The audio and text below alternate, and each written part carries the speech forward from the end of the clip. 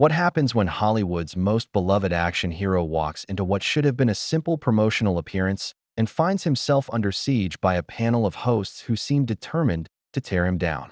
You won't believe what unfolds when Harrison Ford sits down with the View panel in what quickly becomes one of the most uncomfortable and explosive confrontations in daytime television history. Before we get into this incredible story, make sure you hit that subscribe button and drop a comment below because you're not going to believe what unfolds.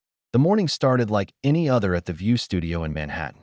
Harrison Ford, the legendary star of Indiana Jones and Star Wars, had agreed to appear on the show to promote his latest film project. At 81 years old, Ford had been making the rounds on various talk shows, charming audiences with his trademark wit and self-deprecating humor. But what was supposed to be a straightforward promotional appearance quickly turned into a battlefield when the conversation took an unexpected and deeply personal turn. Ford entered the studio with his usual understated confidence, wearing a simple button-down shirt and dark jacket. The audience erupted in warm applause as he made his way to the guest chair, clearly delighted to see the iconic actor in person. He waved politely, that familiar crooked smile playing across his weathered face as he settled into his seat. The hosts Whoopi Goldberg, Joy Behar, Sarah Haynes, Sunny Hostin, and Alyssa Farah Griffin seemed equally pleased to have such a distinguished guest, with Whoopi opening the show with her characteristic enthusiasm. "We are so thrilled to have Harrison Ford here with us today," Whoopi announced to the cheering crowd. "I mean, come on, this is Han Solo. This is Indiana Jones. This is a living legend sitting right here with us." Ford nodded graciously, clearly accustomed to such introductions, but still seeming genuinely appreciative of the warm welcome. The conversation began innocuously enough, with questions about his latest project and reflections on his decades-long career. Ford answered with his typical blend of humor and humility, sharing behind-the-scenes stories that had the audience laughing and the hosts seemingly enjoying themselves. He spoke about the physical demands of action roles at his age, joking about his various on-set injuries over the years, and the women around the table appeared charmed by his candidness. But then Joy Behar, never one to shy away from controversy, decided to steer the conversation toward more politically charged territory. "Harrison, you've been in this business for so long. You've seen so many changes," she began, her tone shifting slightly. "What do you think about all the controversy surrounding older male actors and their treatment of women in Hollywood? I mean, there's been a lot of talk about the old boys club mentality."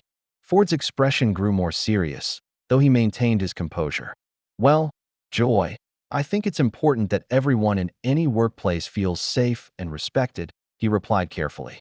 "I've always tried to conduct myself professionally and treat everyone with dignity, regardless of their position or gender." Sunny Hostin leaned forward, her lawyer instincts clearly kicking in. "But Harrison, surely you must acknowledge that there was a different culture back then when you were starting out. The power dynamics were very different. Women had to endure things that would be completely unacceptable today." "I'm not disputing that," Ford responded, a slight edge creeping into his voice. "But I think it's unfair to paint everyone from that era with the same brush.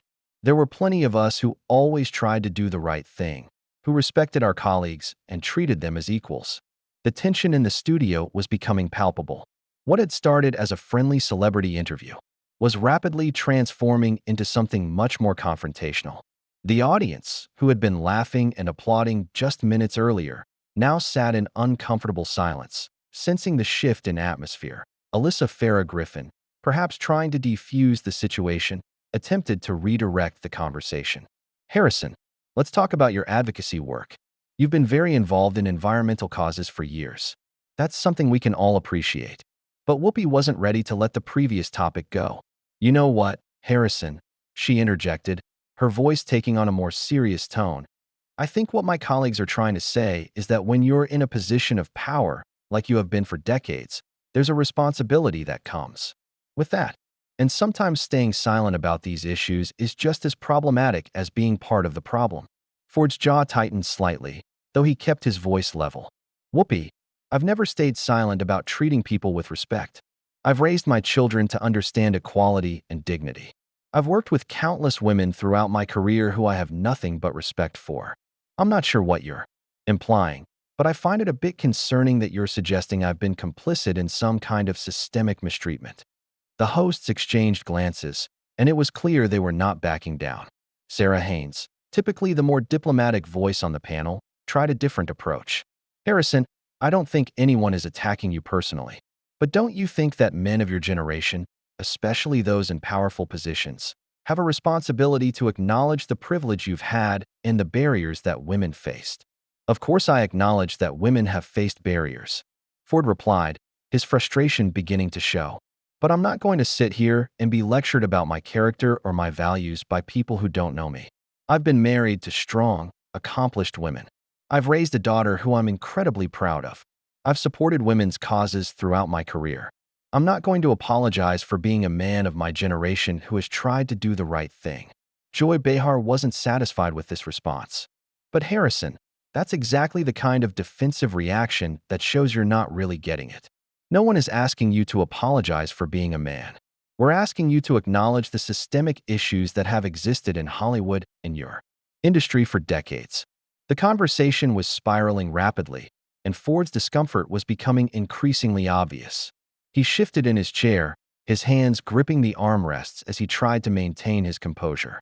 The audience watched in stunned silence as one of their beloved movie heroes found himself under intense scrutiny from the panel of hosts who seemed determined to make him answer for the sins of his entire generation and industry. "I'm not sure what you want me to say," Ford replied, his voice tighter now. "I can only speak for my own actions and my own character. I've never mistreated anyone. I've always tried to be a decent person. If that's not enough for you, then I don't know what is." But the hosts weren't finished, and what happened next would push the legendary actor to his breaking point. Sunny Hostin leaned back in her chair with a knowing look, clearly preparing to deliver what she considered the decisive blow. "Harrison, I have to ask you about something specific," she said, her prosecutorial background evident in her tone. "There have been whispers for years about your behavior on set, particularly during the filming of the original Star Wars trilogy.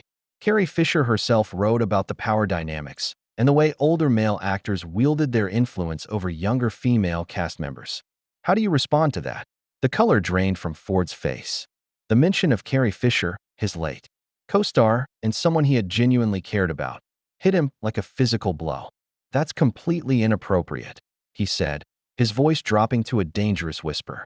"Carrie was a dear friend, and she's not here to defend herself or clarify whatever you think you know about our professional relationship." Whoopi jumped in, sensing blood in the water. "But Harrison, she did write about these experiences in her books. She talked about the culture on those sets, the way women were treated as objects rather than equals. You can't just dismiss that because it makes you uncomfortable." Ford's hands were visibly shaking now, a combination of anger and hurt coursing through him. "I'm not dismissing anything," he replied, his voice rising slightly. "But I'm also not going to sit here and let you twist a deceased woman's words to make some point about me. Carrie and I had a professional relationship built on mutual respect. She was brilliant, she was talented, and she was my friend. Period." Joy Behar wasn't backing down. "But Harrison, friendship doesn't negate power dynamics. The fact is you were the established star, she was the young actress. There's an inherent imbalance there that you can't just ignore." The audience was now completely silent, some looking visibly uncomfortable as they watched their beloved Han Solo being systematically dismantled by the panel. Ford looked around the studio, perhaps hoping for some support, but found only cameras and the hostile faces of the hosts staring back at him. "You know what?" Ford said, his voice gaining strength. "I came here to talk about my work, to promote a film, to have a conversation with people I thought were professionals. Instead, I'm being ambushed with accusations and insinuations about my character based on gossip and speculation. This is not journalism. This is a witch hunt." Sarah Haynes, who had been relatively quiet, decided to pile on. "Harrison, I think you're being overly defensive. No one is attacking you personally. We're trying to have an important conversation about accountability in Hollywood. Your reaction is actually proving our point about how men of your generation refuse to engage with these issues constructively." Ford's eyes flashed with anger. "My reaction? My reaction is that I'm being publicly character assassinated by people who don't know me, who weren't there, who are making judgments based on their own biases and assumptions. You want to talk about accountability? How about the accountability of journalists to be fair and accurate instead of sensationalistic? The tension in the studio was now so thick it was almost suffocating. The camera operators were getting incredible footage of one of Hollywood's most respected actors being pushed to his absolute limit.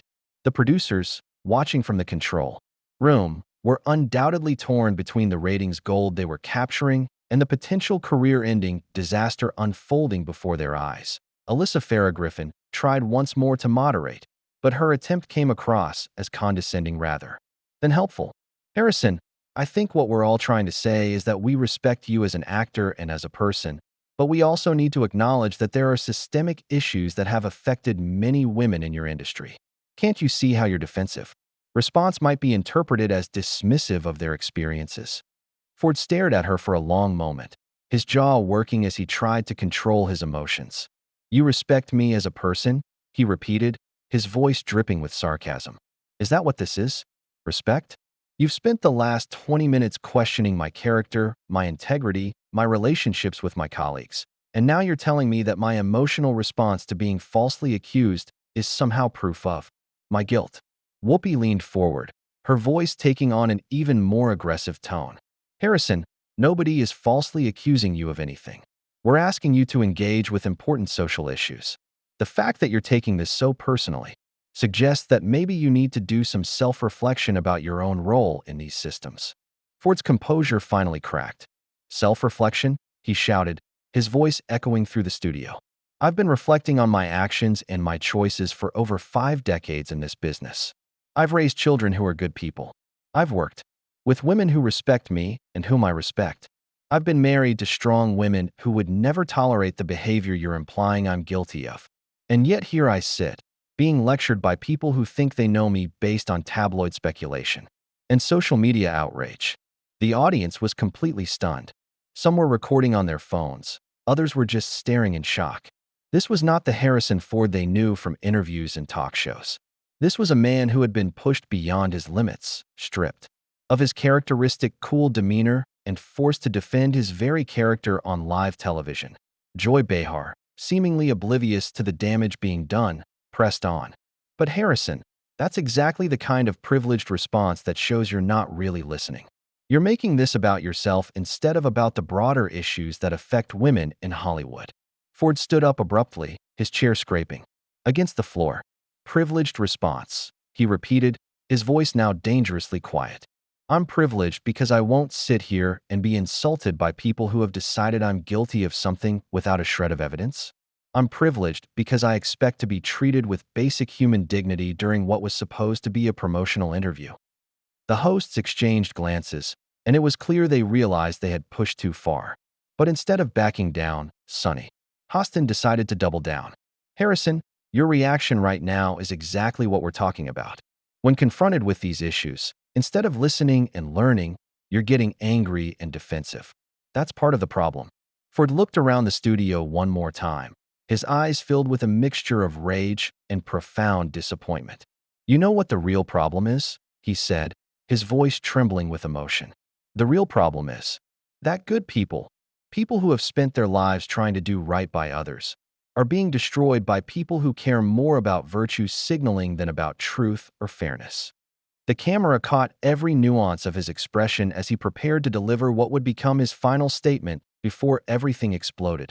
Ford took a deep breath, his hands clenched into fists at his sides.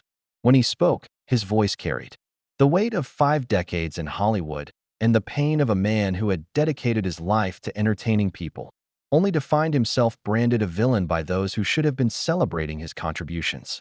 I have spent my entire career trying to tell stories that matter, he began, his voice steady despite the storm of emotions churning beneath the surface. I have worked with directors, writers, actors, and crew members from every background imaginable. I have mentored young actors, supported women's causes, and raised children who understand that character matters more than anything else. And yet here I sit, being told that none of that matters because I'm a white male of a certain age who must therefore be guilty of something. Whoopi tried to interrupt, but Ford held up his hand, his eyes blazing with righteous anger. No, you've Had your say. Now it's my turn. You want to talk about accountability? Let's talk about the accountability of this panel to be fair and honest.